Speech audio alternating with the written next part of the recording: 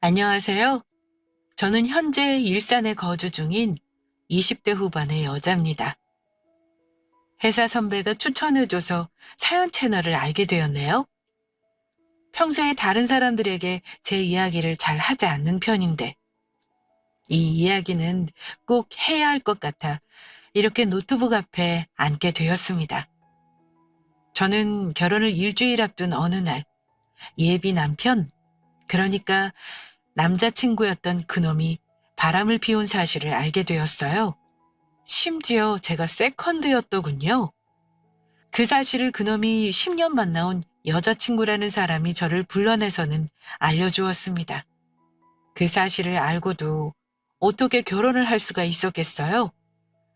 저는 결혼식 직전까지 그놈에게 아무런 티도 내지 않고 결혼식 당일에 참석하지 않았습니다. 저희 가족들도 말이죠. 저희 가족들과 제 친구들은 차라리 다행이라고 이야기를 합니다. 맞아요. 다행이죠. 그렇게라도 그 여자가 제게 알려준 것이 정말 하늘이 도운 일이라고 생각을 하거든요.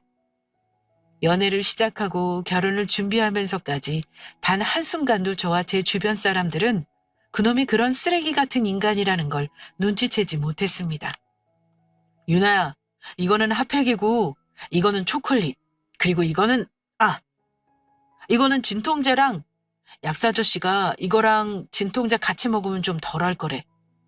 양약 자주 먹는 것보다는 한방 쪽이 낫다고 해서 내가 진짜 동네에 있는 한방약국 여기저기 다 돌아다녔어. 그러니까 빠뜨리지 말고 꼭 먹어. 일부러 집으로 떡볶이 시켜뒀으니까 그거 먹으면서 스트레스 풀고. 알았지? 아픈 거 심해질 것 같다 싶으면은 오빠한테 바로 전화해. 내가 바로 뛰어 올라올게. 나 괜찮아. 그렇게 불편하게 있지 말고 얼른 집에 들어가서 쉬어. 응? 아니면 집에 들어와 있던가. 아이, 지난번에는 내가 너무 심해서 그랬던 거야. 거기다가 야근까지 하느라 밥이랑 약 제대로 못 챙겨 먹어서 그런 거지. 오늘은 일부러 연차까지 썼잖아. 나 진짜 괜찮아. 고집 진짜 센 거 알지? 알았어. 힘들면 오빠도 거기 있지 말고 집으로 올라와. 알겠지? 아이, 차박하는 것처럼 해놓고 차에서 넷플릭스나 보고 있으면 돼. 나 캠핑 같은 거 좋아하잖아. 그리고 너 생리통 그렇게 심해서 아픈데 내가 집에 있어봐. 너 제대로 쉴 수나 있을 것 같아? 네 성격에 또 나 챙긴다고 제대로 못 쉴 게 뻔해. 나도 너 불편해하는 것보다는 차에 있는 게 훨씬 편해. 아, 무서워서 그래. 너 지난번에 생리통 때문에 응급실까지 가고 내가 그때 얼마나 놀랬는 줄 알아? 내가 여자 형제가 있어, 여자인 친구가 있어, 뭐가 있어. 나는 여자들이 생리통 때문에 그렇게 아플 거라고는 상상도 못했다. 어쨌든 내가 대기하고 있을 테니까 마음 놓고 푹 쉬어. 양다리를 걸쳤던 인간이라고는 상상조차 할 수 없을 만큼 정말 다정하고 배려심 넘치는 사람이었습니다. 생리통이 심하신 분들은 아실 거예요. 저는 유독 생리통이 심해요. 생리통이 너무 심할 때면 그 자리에서 숨도 제대로 못 쉴 만큼 아파서 응급실을 갈 때도 종종 있습니다. 현재는 그걸 치료해보겠다고 한방치료까지 하고 있는 상태고요. 그 자식과 연애를 할 때 제가 한 번은 야근을 하다가 생리통 때문에 쓰러질 지경까지 와서 그놈을 불러 응급실을 간 적이 있었어요. 그때 이후로 제가 배가 아픈 시기가 오면 진통제에 단 음식에 이것저것 챙겨서 집 앞에 가져다 주고 심지어는 제 자취집 앞에서 차를 대놓고 대기하고 있기까지 했습니다. 그 정도로 연애를 할 적만 해도 저한테는 세상 그 누구보다 다정하고 좋은 사람이었어요. 그런 걸 생각하면 지금은 소름이 돋지만 말입니다. 사람이 그렇게까지 두 얼굴일 수 있구나 생각이 들거든요. 어머님, 아버님 사위였습니다. 오, 처제. 형부한테 인사 좀 해봐 용돈 줄게. 하하하하하하. 더군다나 그 사람은 넉살도 좋고 싹싹한 편이라 연애를 할 때도 저희 본가에 저와 함께 가기를 좋아했습니다. 연애를 할 때인데도 저희 부모님한테는 장인어른 장모님이라고 꼬박꼬박 호칭을 불러가며 너스레를 떨었죠. 제 동생한테는 처제라고 부르면서 용돈도 챙겨주기도 했습니다. 저희 식구들도 그 인간을 참 좋아했어요. 그래서 그놈이 바람을 피웠다는 사실을 알았을 때, 그리고 제가 세컨드였다는 사실을 알았을 때 다들 크나큰 충격에 휩싸였었죠. 오빠는 어떻게 우리 집을 더 좋아하는 것 같아? 명절인데 본가에 안 가봐도 괜찮아? 아버님이랑 어머님이 서운해하시겠다. 하여간 이래서 아들 자식 낳아서 길러봤자 소용없다고 하는 건가 보네? 오빠, 이번에는 본가 다녀와. 응? 저번에도 추석이며 설날이며 명절 2번 다 본가에 안 갔잖아. 아버님, 어머님이 굳이 말씀 안 하셔도 오빠 안 오면 되게 서운해하실걸? 우리 엄마 아빠가 그랬어. 부모는 자식이 일하는데 방해 안 되려고 보고 싶어도 꾹 참고 그저 괜찮다 하는 거라고. 그러니까 이번에는 오빠 본가에 꼭 다녀와. 어? 오빠. 오히려 내가 안 오는 걸 더 좋아할걸? 자기야. 내가 자기한테 이런 얘기 처음 하는 것 같은데. 나 우리 부모님이랑 사이 안 좋아. 동생도 나랑 아빠만 같은 거지. 엄마는 달라. 연애 중반쯤 접어들었을 때였을 거예요. 그 인간은 자기는 평범한 가정에서 자란 것이 아니라면서 꽤나 무겁고 진지하게 입을 열었습니다. 나한테는 내가 가족이나 다름없기에 이야기를 하는 거다라고 하면서 말이에요. 저게 요즘 같은 세상에 있는 일이라고? 그 인간이 하는 이야기를 듣는 내내 저는 저런 생각이 들었습니다. 옛날 할아버지 할머니 세대에서나 일어날 만한 일들이 그 인간 가정에서는 일어나고 있었죠. 지금 생각해보면 그런 가정 환경에서 자라서 그 인간이 여자에 미친 건 아닐까 싶네요.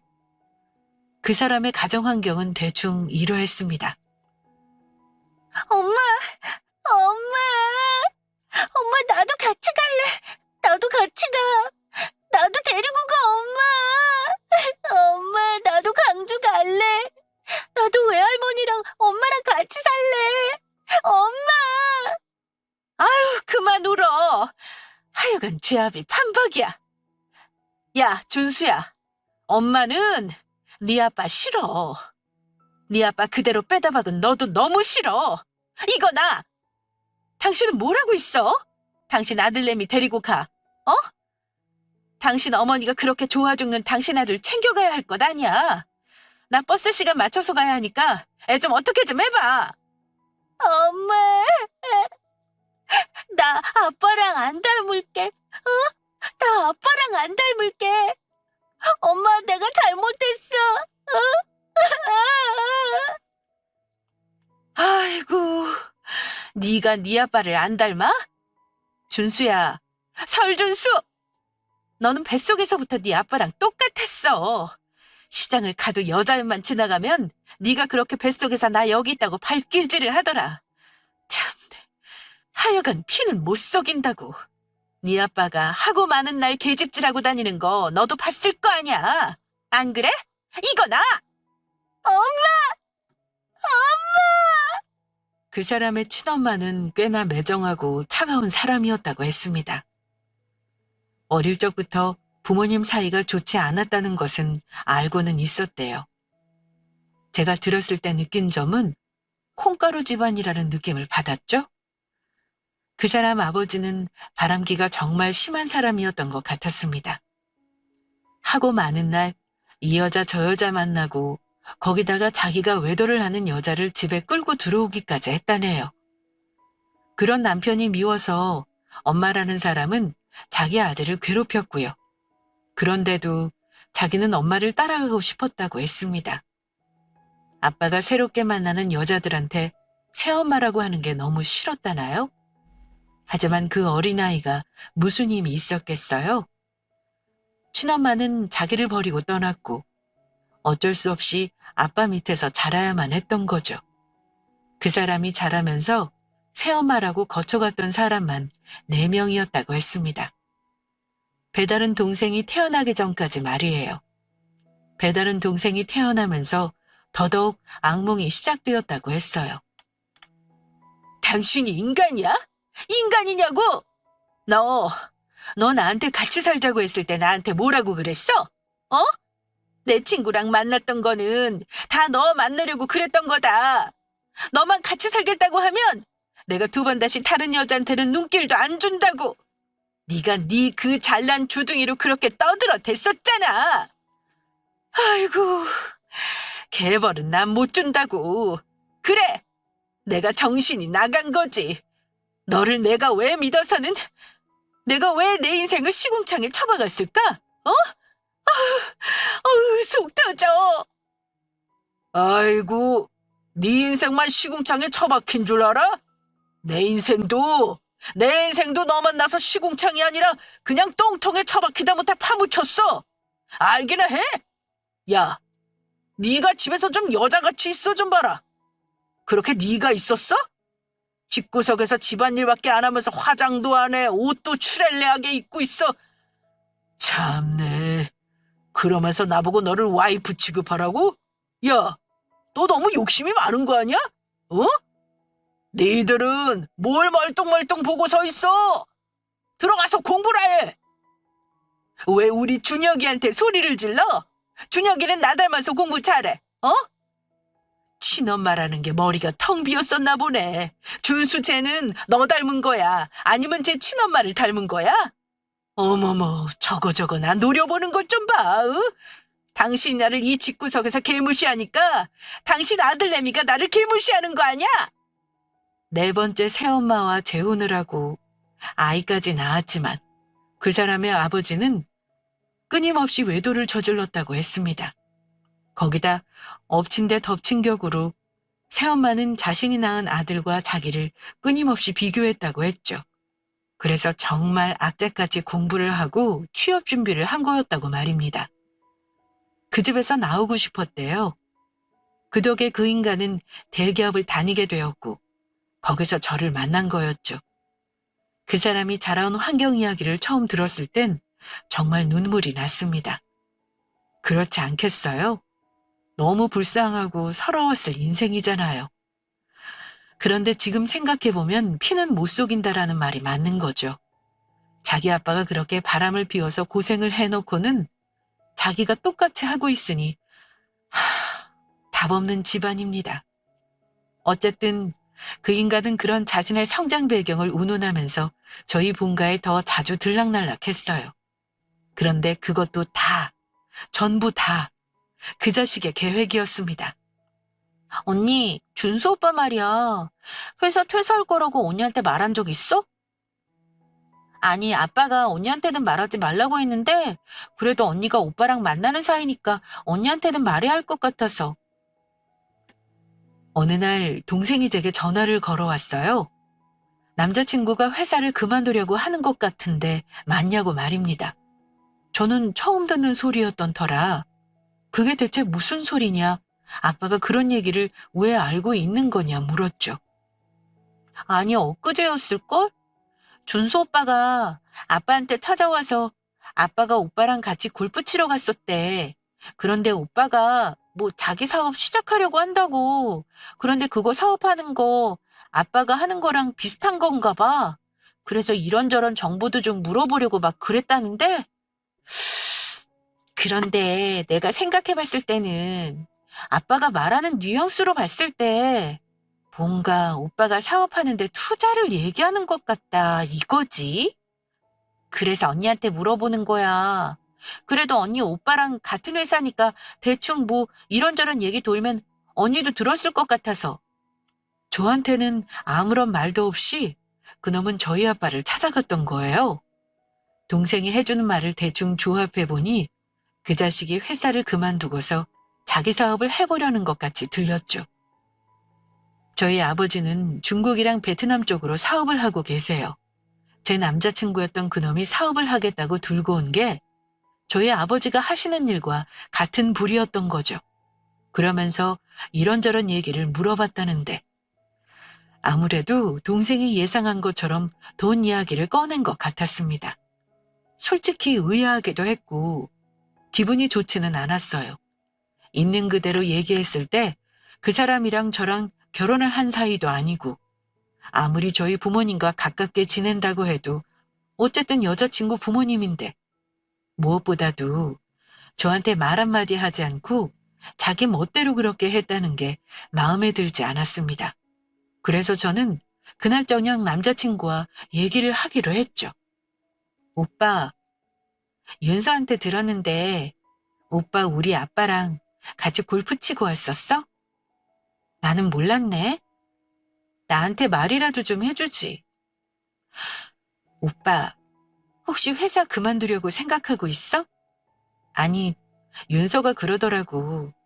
오빠가 아빠한테 사업 관련해서 이런저런 질문하고 얘기도 듣느라 찾아온 것 같다고. 오빠 정말 사업하려고? 어? 어, 아, 아이 참, 우리 윤서 그새 언니한테 전화했네.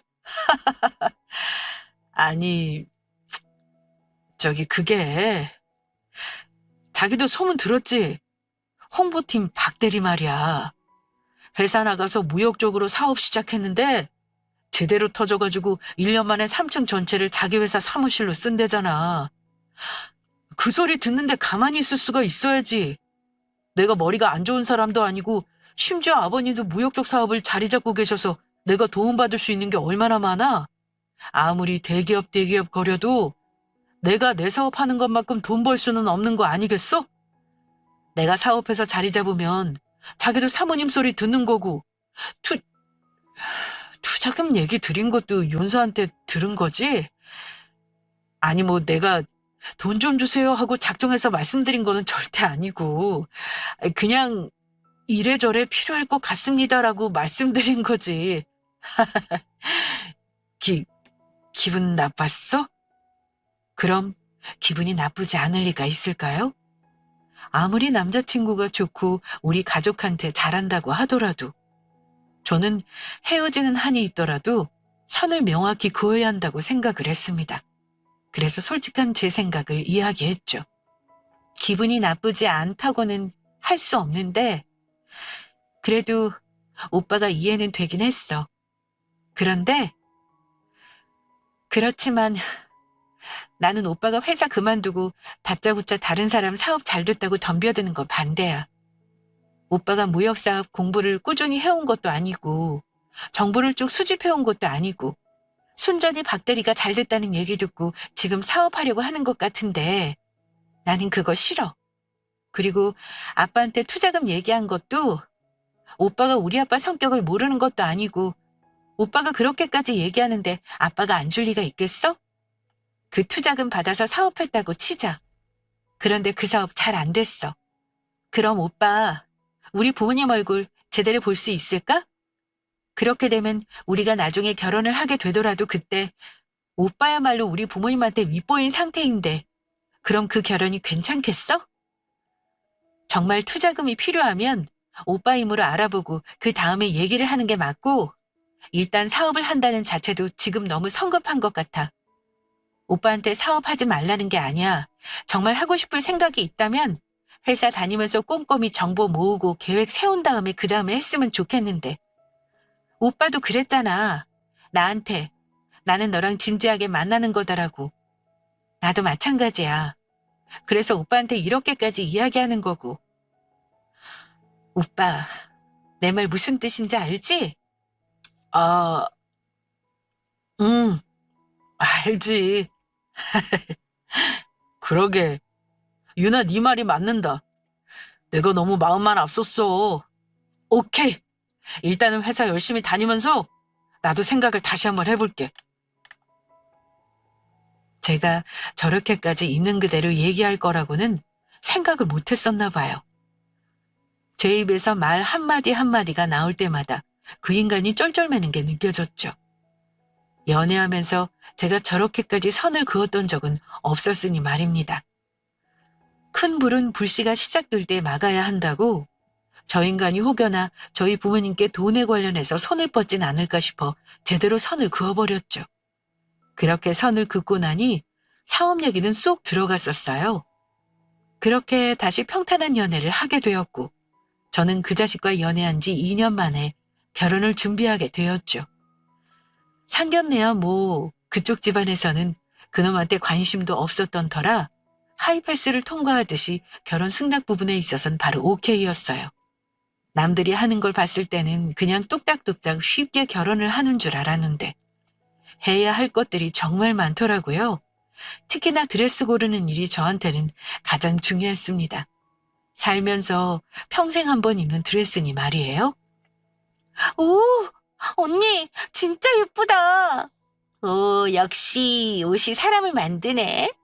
와, 오빠, 나는 언니가 저렇게 여성스러울 줄 상상도 못했는데. 야, 역시 돈이 좋네. 돈이 좋아. 죽을래, 진짜? 돈이 좋은 게 아니라 내가 그냥 원래 여성스러운 거야. 오빠, 저기 집에 하는 말에 맞장구 쳐주지 마. 알았지? 하여간, 저거 괜히 데리고 왔어, 진짜. 부모님은 일 때문에 바쁘셔서 만만한 저의 여동생을 데리고 함께 드레스샵을 돌아다녔어요. 남자친구, 저, 여동생, 이렇게 세 사람이 함께 돌아다녔죠. 워낙 편하게 지냈던 터라 어색한 분위기 같은 건 없었습니다. 여느 자매처럼 그리고 여느 예비 부부처럼 화기애애하게 드레스를 고르고 있었어요.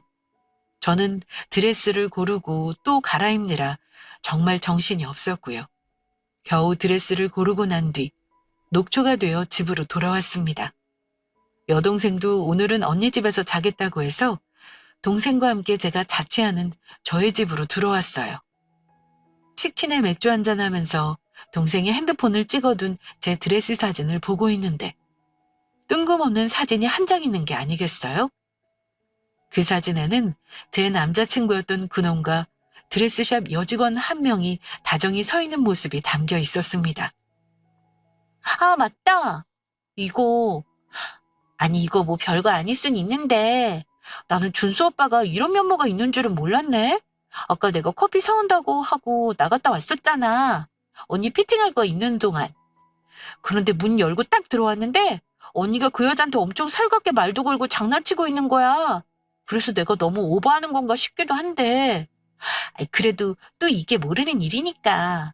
일단은 입 다물고 무슨 얘기 하나 듣고 있는데 뭐 내용은 별거 아니었거든?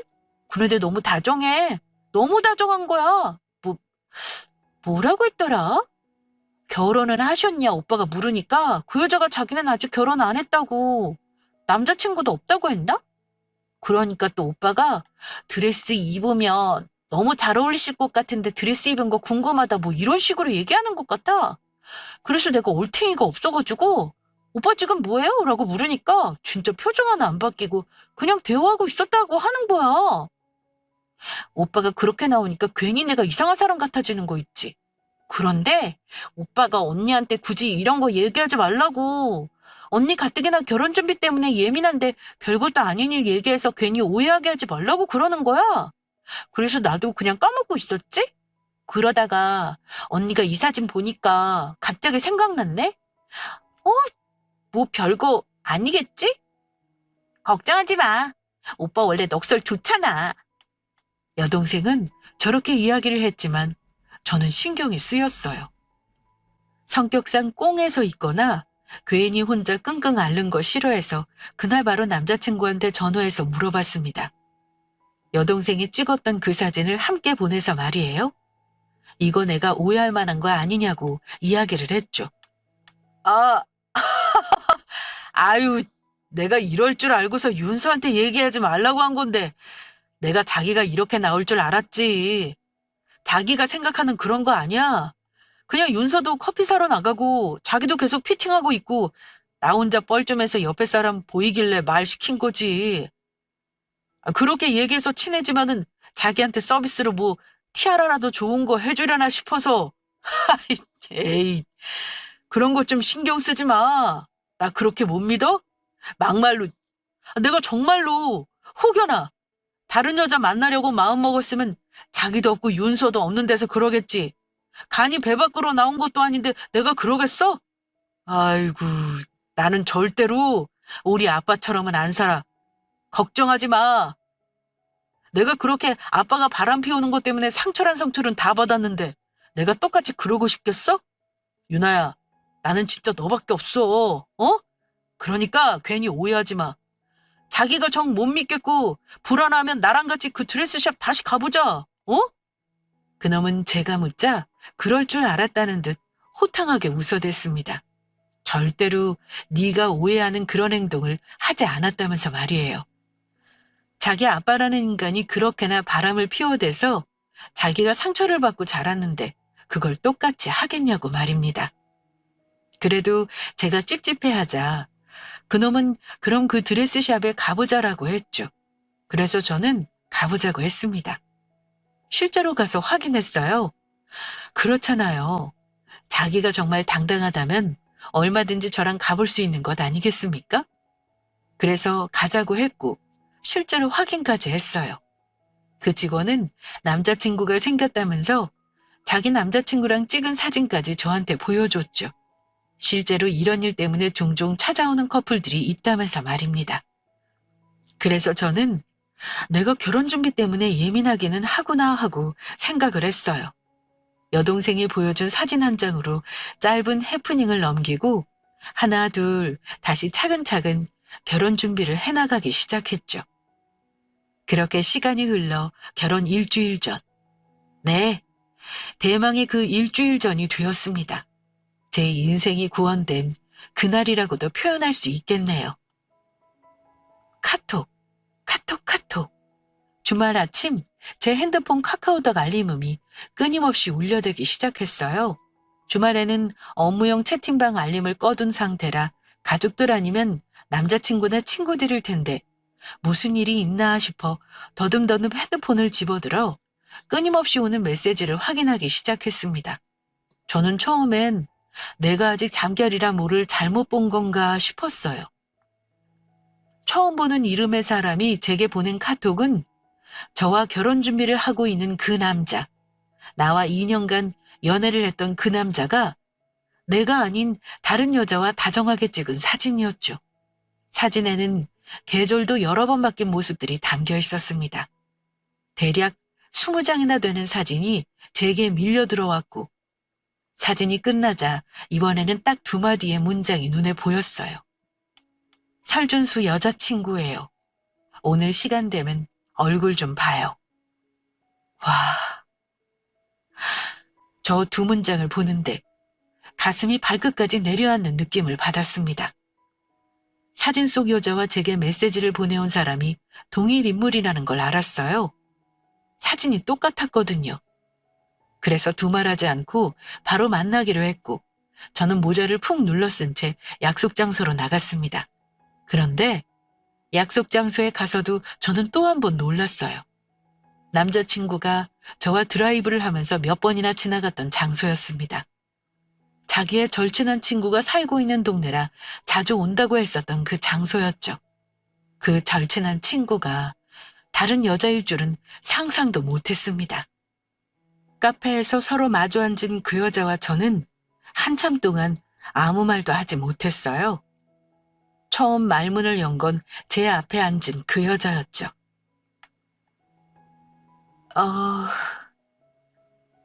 어디서부터 말을 해야 할지 감도 안 잡히네.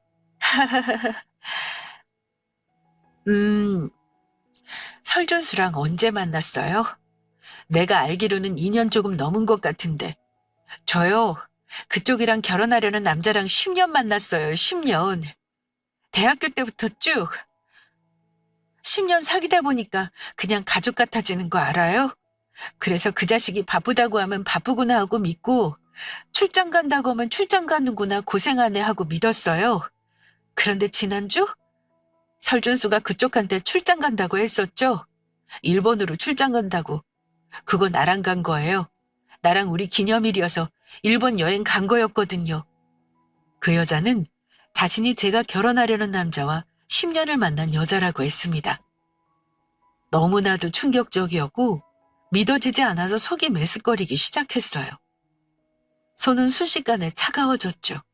그 여자는 그러면서 제게 청첩장을 내밀었습니다. 저와 그놈의 결혼식에 초대한다는 청첩장. 제가 그놈과 하나하나 디자인해가면서 만든 제 결혼식 청첩장이었어요. 청첩장이 그 자식 노트북 파우치에 들어있더라고요. 일부러 넣어둔 것인지 뭔지 내가 이상하다 싶기는 했었어요. 그 자식이 나랑 연애하면서 바람 피운 게 한두 번도 아니고 이번에는 또 누군가 했는데 미친 인간이 나랑 연애하면서 다른 여자랑 결혼을 준비하고 있을 줄이야. 그거를 내가 상상이나 했겠어요? 그렇잖아요. 바람이나 필 줄 알았지. 누가 다른 여자랑 결혼 준비하고 있을 줄 어떻게 알았겠느냐고요. 나는 그 자식이랑 헤어질 생각이 없어요. 정신 나가 소리같이 들리겠지만 그쪽이랑 결혼까지 하려고 한 걸 알았는데도 그 자식이랑 헤어지고 싶은 마음이 없어요. 그래서 10년 만난 내가 2년 만난 그쪽한테 그 자식이랑 헤어져 달라고 부탁하려고 부른 거예요. 그 자식이랑 좀 헤어져 줘요. 나는 내가 낳은 아이가 아빠 없이 자라는 거 그거는 싫거든요. 그 인간 성격상 나한테 얘기 듣고서 헤어지자고 한 거 알면 그대로 도망가 버릴지도 몰라요. 그러니까 그냥 내가 너무 양심 없는 거 아는데 그냥 그쪽 마음이 바뀌어서 헤어지는 거로 좀 해줘요. 그 와중에 그 여자는 임신을 하고 있는 상태였습니다. 그 자식이 아이라고 했죠. 거짓말하지 말라고, 미친 소리 좀 그만하라고 하기에는 너무나 많은 증거가 있어서 저는 아무 말도 할 수가 없었습니다. 그래서 저는 알겠다고 했습니다. 헤어지겠다고요. 다만 일주일만 시간을 달라고 말이에요. 그렇게 저는 그 여자한테서 받은 사진, 그리고 그 여자를 만나러 갈 때 켜둔 녹음기에서 출력해낸 음성 파일을 가지고 제 본가로 향했습니다. 가족들한테 이 사실을 알려야 했어요. 그래야 결혼식에 오기로 했던 친척이며 지인들한테 결혼식에 오지 말라는 사실을 전달할 수 있을 테니 말이죠. 제가 가까운 사진을 보고 녹음 파일을 들은 제 가족들은 화도 낼 수 없을 만큼 큰 충격에 빠져 있었습니다. 특히나 저희 엄마가 정말 속상해하셨어요. 그놈의 가정사를 듣고 나서 더더욱 당신 친아들처럼 그 자식한테 마음을 쓰셨거든요. 그런 엄마의 모습을 보는데 너무 화가 났습니다. 그건 여동생도 마찬가지였죠. 언니, 너 내 말 잘 들어? 언니 이렇게 그 자식이랑 그냥 헤어지면 그거는 엄마 아빠한테 못할 짓이야. 헤어지는 건 헤어지는 건데 그 자식 그거 멀쩡하게 잘 먹고 잘 살게 하면 안 되지. 안 그래? 저를 집에 데려다 주면서 동생은 저런 말을 했어요. 동생이 무슨 말을 하고 있는지 저도 잘 알고 있었죠. 저 역시 마찬가지였습니다. 우리 가족이 자기한테 얼마나 잘했는데, 내가 얼마나 자기한테 진심이었는데, 그놈은 저를 가지고 논 그것뿐 아니라 저희 가족까지 가지고 논 것이었어요. 그래서 저는 복수를 하기로 했죠. 제가 갖고 있는 녹음 파일과 사진을 결혼식 다음 날 회사 내 사내 게시판에 익명으로 뿌릴 작전을 세웠습니다. 직장 동료한테 부탁해서 말이에요. 믿을 만한 동료였기에 그 친구한테는 우선 모든 사실을 다 말한 상태였어요. 쓰레기 아니야. 걱정하지 마. 내가 바로 올려줄게. 자기 일처럼 화를 내던 그 동료는 걱정하지 말라고 했습니다. 그리고 얘가 회사 사람들한테 말하기 전까지는 결혼에 관해서 얘기하지 않겠다고 말이에요. 그렇게 일주일은 정신없이 지나갔고 결혼식 당일이 되었어요. 그날 저는 저희 가족들과 함께 여행을 떠났습니다. 도저히 여행을 갈 기분은 아니었지만 한국에 있는 것보다는 훨씬 나을 거라고 생각을 했죠. 결혼식이 1시간 정도 남았을 때였을 겁니다. 그때 저는 이미 가족들과 함께 공항에 있는 상태였어요. 제가 하객으로 불렀던 친척, 친구들, 저희 부서 사람들은 제가 미리 말을 해뒀기에 결혼식장에 오지를 않은 상태였죠. 1시간 남짓 남기 시작한 그 시점부터 제 핸드폰과 저희 부모님 핸드폰, 그리고 제 여동생의 핸드폰은 미친 듯이 울려대기 시작했어요. 부재중 전화가 한 20통 찍혔을 때쯤 저는 그놈의 전화를 받았죠. 자기야, 뭐야? 왜 이렇게 전화를 안 받아? 지금 어디야? 어딘데 이렇게 안 와? 장인어른이랑 장모님도 안 보이시고 처제도 안 보이고 그리고 자기 쪽 하객들이 왜 아무도 없어? 어? 아, 이제 곧 시작인데 다들 뭐 어디서 길이라도 헤매고 있는 거 아니야? 아니 됐고 자기 언제 도착하는데 어? 여기 외동을 직원들도 지금 난리야. 왜 신부가 안 오냐고. 뭐 사고라도 난 거야? 너 김선아 알지? 너랑 10년 사귄 네 여자친구. 네 아이도 가졌던데? 너 그거 몰랐어? 하긴 그걸 알면서도 나랑 결혼하려고 하는 거면 너는 진짜 재활용도 안 되는 쓰레기지. 안 그래? 너 그 여자랑 다녔던 데만 골라서 나랑 다녔더라? 왜? 다른 데 알아보기 귀찮았어? 너는 참 사람이 겁도 없다. 네 절친한 친구가 사는 동네가 네 여자친구 사는 동네였어? 야, 내가 어디 가서 쪽팔려서 말도 못해. 10년이나 사귄 여자가 있으면 그냥 그 여자랑 결혼이나 할 것이지. 왜 나를 니들 인생에 끌고 들어가서. 너는 있잖아. 너는 뭐? 너희 아빠랑 똑같이 살지 않을 거라고? 그러긴 너무 똑같은 것 같은데? 진짜 그 말이 맞구나. 피는 못 속인다고. 너 있잖아. 어디 가서 너희 아버지 얘기 꺼내지도 마. 그건 네 얼굴에 네가 침 뱉는 거다. 알아? 네가 네 아버지랑 똑같은 사람인데 그걸 얘기해서 뭐해? 안 그래? 수화기 너머로 그놈은 아무 말도 하지 못하고 숨도 제대로 못 쉬고 있는 것 같았죠. 그래서 저는 나는 너랑 결혼할 생각이 없으니 지금 내 여자친구 불러서 식이라도 올려라. 배부르면 드레스도 못 입겠지 않냐 하고 전화를 끊었습니다. 그리고 전화를 끊음과 동시에 제 직장 동료에게 전화를 걸어 사내 게시판에 내가 보낸 사진과 녹음 파일을 올려달라고 했죠. 그리고 한 가지 더.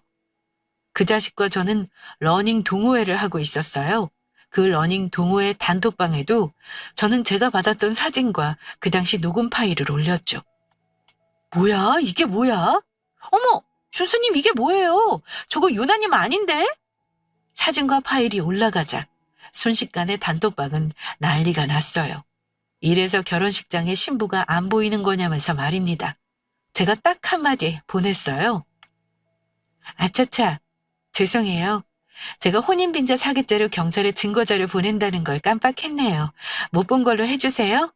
하고 말입니다.